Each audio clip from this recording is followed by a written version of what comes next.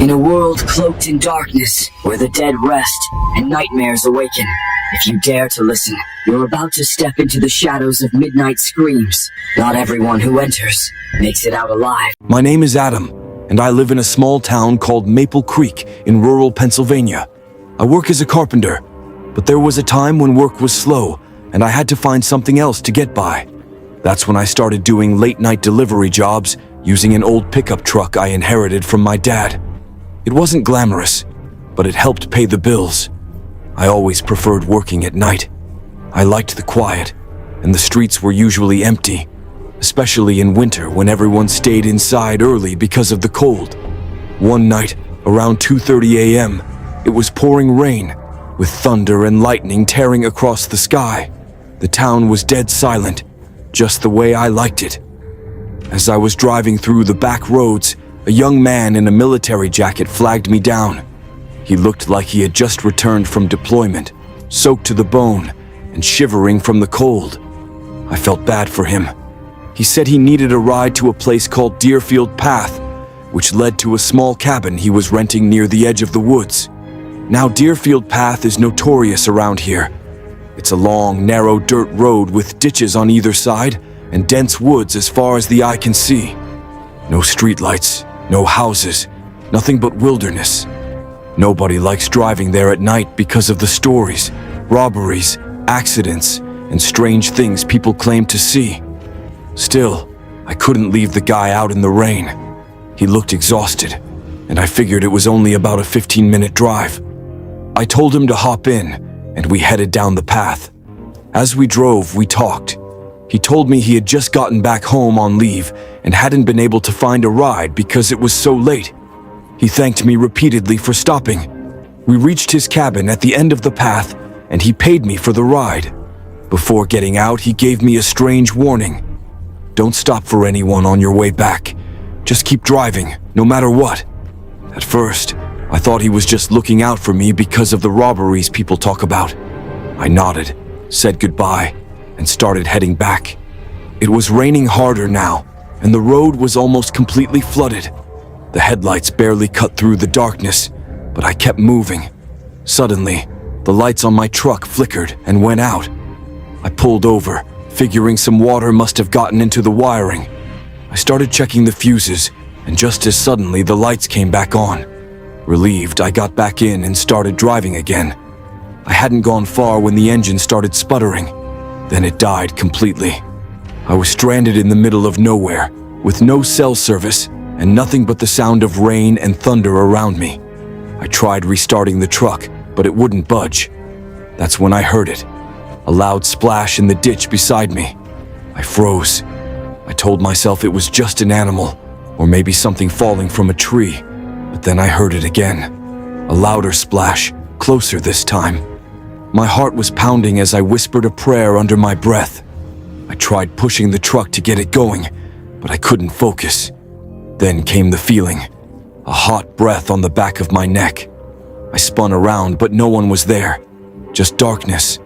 The rain was relentless, and I couldn't shake the sensation that I wasn't alone. Desperate, I climbed back into the truck and tried the ignition one last time. Miraculously, it roared to life. I floored it, speeding down the path, but the fear didn't leave me. As I drove, the radio suddenly turned on by itself, blasting static at full volume. I tried to turn it off, but it wouldn't respond. Then I heard it, a deep, guttural voice speaking through the static. I couldn't understand the words, but the sound sent chills down my spine. I glanced in the rearview mirror and thought I saw a shadow moving in the back seat. I slammed the brakes, turned around, and there was nothing there. By this point, I was beyond terrified. I sped up, not caring about the potholes or the bumps.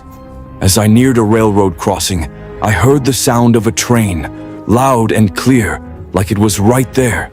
But when I looked, there was no train in sight, just the sound, and then a piercing scream, like a woman crying out in agony.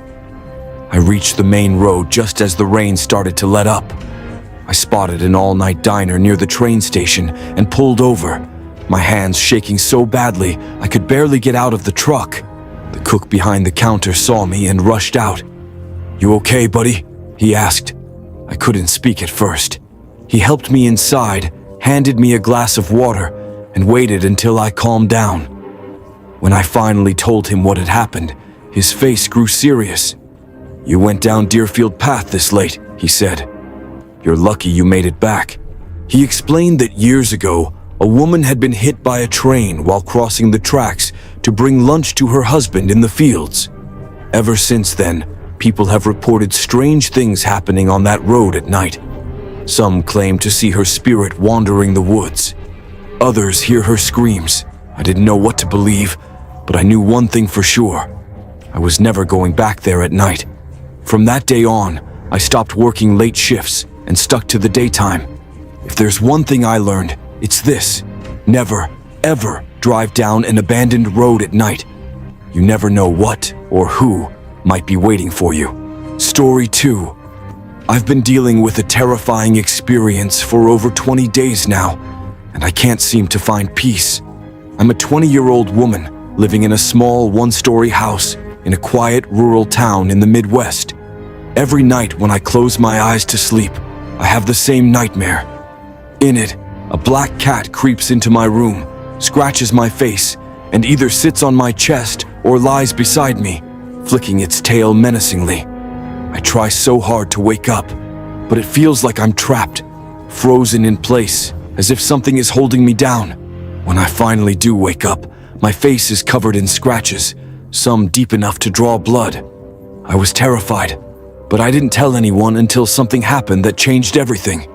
One morning, my mom was up early praying when she saw it. A black cat perched on my chest, clawing at my face. She screamed as loud as she could, and the cat bolted, disappearing in the blink of an eye. Her scream woke me up, and I sat up in bed, completely shaken. The moment she described seeing the cat was the exact moment I had been dreaming about it entering my room. I saw it in my dream, as she saw it in real life. It even jumped out of the same window in both the dream and reality. After that, we started keeping the windows locked tight, thinking it would stop the nightmares. But the situation only grew worse. The following nights, my dreams shifted. Instead of the cat, I started dreaming about a woman outside the house, hitting her head against the wall over and over again. I'd hear the loud thud in my dreams, so real that it felt like it was shaking the walls of the house. I would walk to the window in my dream and see the woman slamming her head into the wall with such force that pieces of brick and dust would fall off the house. When I looked closer, I realized something chilling. The woman wasn't just anyone. He was me. The woman outside looked exactly like me. Same face, same features. She would stop hitting her head, slowly turn to look at me, and give me the creepiest smile. I felt like I was looking at my own reflection, except this version of me was twisted and evil. Then I'd wake up, drenched in sweat, my head throbbing like I'd actually been smashing it against the wall. Sometimes I'd even find bruises and scratches on my scalp, and once or twice, there were spots of blood on my pillow. My mom started staying up to watch over me at night. She said one night around 3 a.m., she saw me standing by the window, staring out into the darkness. She called my name once, twice, 3 times, but I didn't respond. When I finally turned to look at her, she said my eyes weren't normal. They were glowing white and red, almost like a cat's eyes in the dark. I stared at her for a few seconds with a terrifying expression, then quietly went back to bed as if nothing had happened.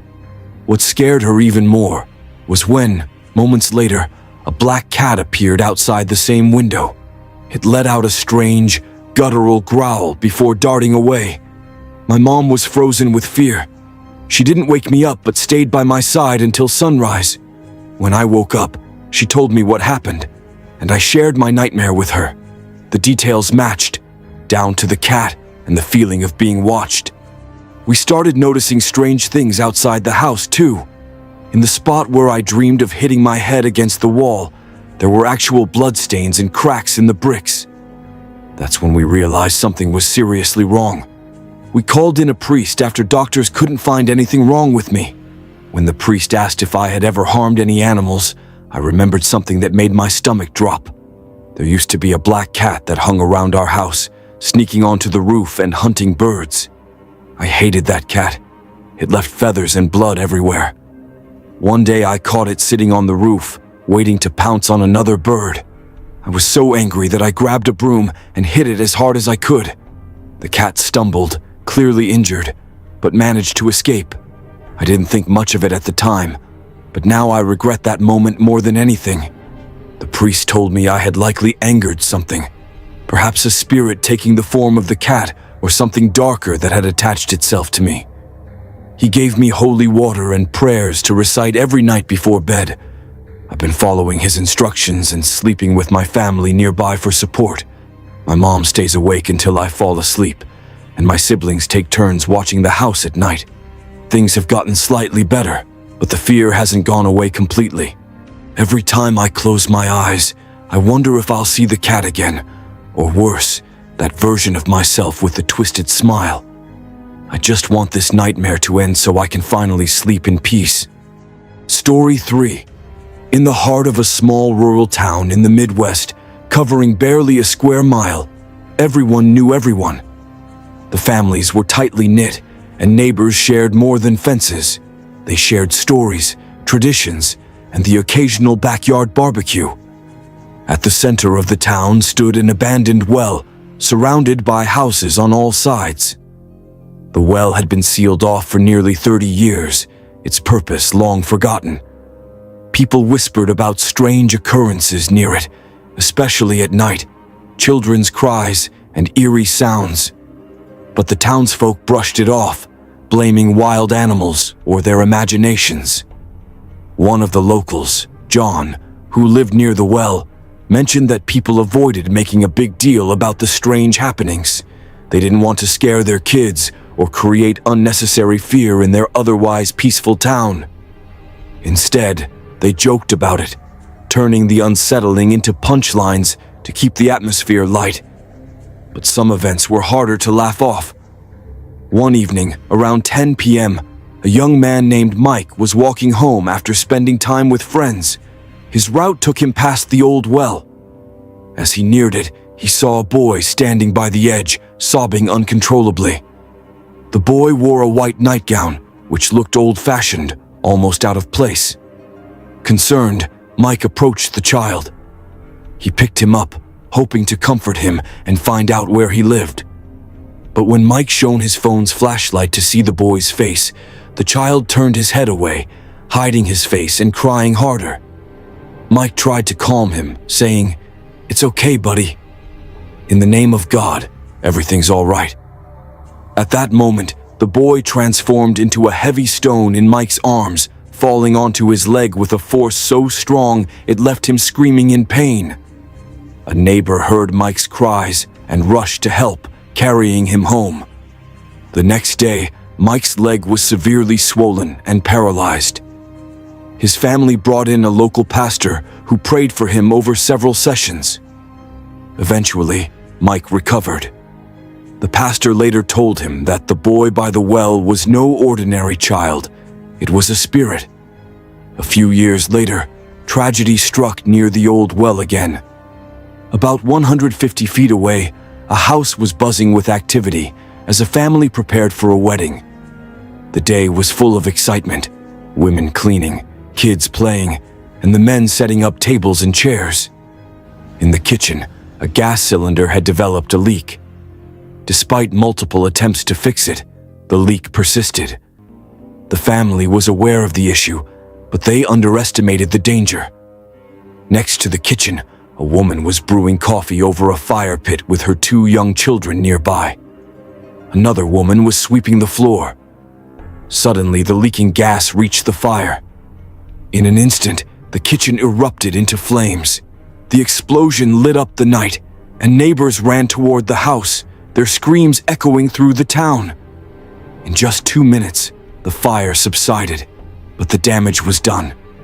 13 people were injured, including the homeowner's brother, the women in the kitchen, and several bystanders who had rushed in to help. Tragically, 8 of them didn't survive. Over the next few days, The town mourned as one funeral followed another. Survivors later spoke of the fire as though it had a mind of its own.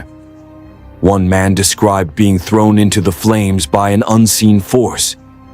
Another said the fire seemed to chase them, devouring everything in its path like a living creature. The old well's reputation didn't end there. Years later, a boy of about 8 was playing alone near the back of his house. He was stacking concrete blocks in the outdoor cooking area, a spot usually used for wood fires. Suddenly, a black hand emerged from the shadows and snatched the blocks he was playing with. The hand began tossing the blocks into the air, juggling them as though showing off. The boy, confused but not yet scared, watched for a moment before running to his family to tell them what he saw. His relatives went to investigate but found nothing unusual. The next day, the boy woke up, unable to move. His arms and legs were paralyzed.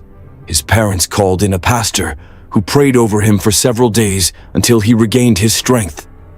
That boy grew up and later moved to Texas, where he works to this day. The town's silent secret stories about the old well have become part of the town's folklore. Some say it's cursed, while others believe it's haunted by spirits of those who met untimely deaths. The locals continue to live their lives, sharing these tales with the same mix of fear and humor that has kept them going for decades. But one thing remains clear. When the sun sets, few dare to linger near the well. Story 4. That night started like any other Friday night for me. I had taken the day off to enjoy a long weekend with no plans to do anything remotely productive. I had snacks and drinks set up on the coffee table, ready to settle into a relaxing evening watching TV. The hours passed as a violent storm raged outside, probably the worst I'd ever seen. The thunder was deafening, and lightning struck so close it seemed to hit the ground nearby. Normally, I enjoy rainy weather, but tonight was different. There was something unsettling about it. As I was engrossed in the show, I heard a loud knock at my apartment door. It was a single sharp bang. I assumed the wind had blown something into the door. Curious but not too concerned, I got up, opened the door, and was met with the full force of the storm. Rain poured down, drenching me instantly. I looked around, but nothing was there. Shrugging it off, I closed the door and went back inside. Soaking wet, I decided to change into dry clothes. As I was toweling off, I heard another knock, this time louder and more urgent. My heart skipped a beat. I froze, trying to convince myself it was just the storm again. But then I noticed something that made my blood run cold. The door was now wide open. Rain was streaming into my apartment. Panicked, I sprinted to the door and slammed it shut, locking it securely. My hands were shaking as I stood there, trying to make sense of what just happened. That's when I noticed the wet footprints leading from the door into my living room. I froze, staring at the muddy tracks. Someone, or something, had been inside. Against all logic, I followed the footprints, driven by a mix of fear and adrenaline. They led to the family room, stopping at an old waterlogged pair of shoes left in the middle of the floor. I glanced toward the far corner of the room, where the shadows seemed darker than usual. The room was nearly empty, except for a small couch and a chair. Then I saw him. A figure stood silently just a few feet away, partially obscured by the shadows. I could barely breathe as I realized I wasn't alone. My instincts kicked in, and I bolted. Grabbing my phone from the couch on my way out, I fled into the storm, running until I reached the cover of a large oak tree. With trembling fingers, I dialed 911. Minutes felt like hours, but finally, 4 officers arrived.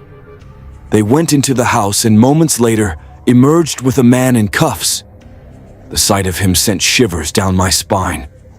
He looked deranged, long, unkempt hair, wide, bloodshot eyes. One of the officers pulled me aside and explained what they found. The man had been hiding under the couch the entire time. He had a hammer with him, which they believe he used to break into the apartment. I couldn't stop thinking about the look he gave me as they escorted him to the patrol car, a cold, unwavering stare.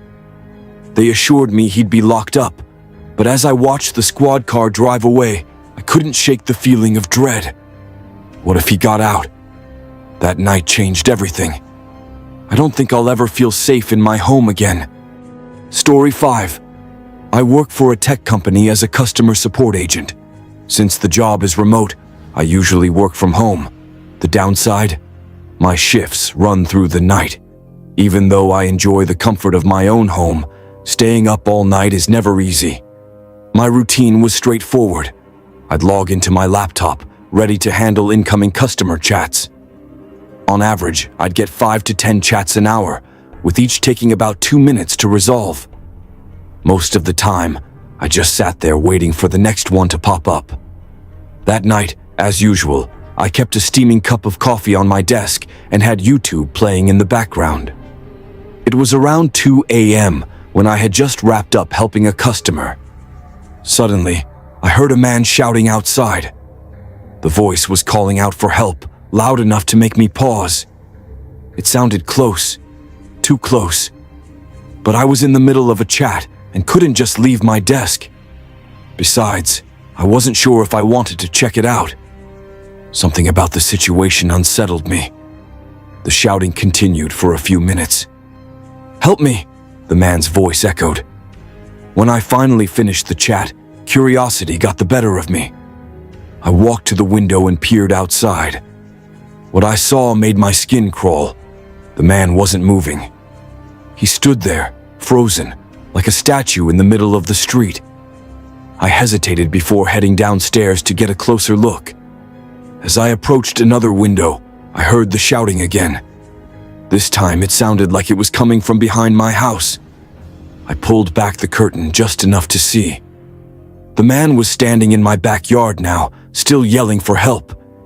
He didn't move a muscle except for his mouth. The sight was unnerving. He looked unnatural, almost robotic. He wore a dark hoodie and jeans, blending into the night except for the pale skin of his face. I told myself to leave it alone. Maybe he was drunk or high on something. But as I stepped away from the window, the shouting abruptly stopped. The timing was eerie, almost as if he knew I was watching him. I hoped he'd leave, but deep down, I felt he hadn't. Minutes later, as I began helping another customer, a loud bang interrupted me. The noise came from the plastic sliding door at the back of the house. My heart dropped. I knew it had to be him. My hands shook as I finished replying to the customer and quickly grabbed my phone to call 911. After explaining the situation, I made my way downstairs to check things out. Peeking around the corner, I saw him.